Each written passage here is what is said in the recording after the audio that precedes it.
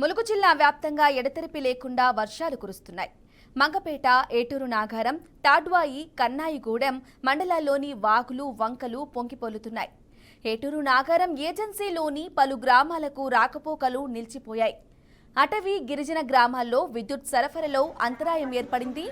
మంగపేట మండలంలోని రమణక్కపేటలో వర్షపు నీరు ప్రధాన రహదారిపై ప్రవహిస్తోంది. కలెక్టర్ ఆదేశాల మేరకు గ్రామ పంచాయతీల్లో అప్రమత్తంగా ఉండాలని దండోరా వేయించారు.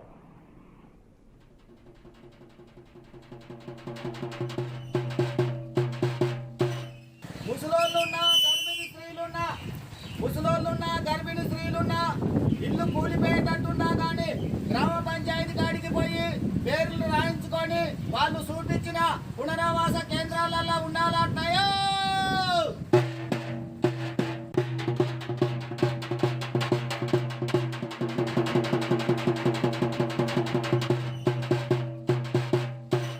ముసలోళ్ళు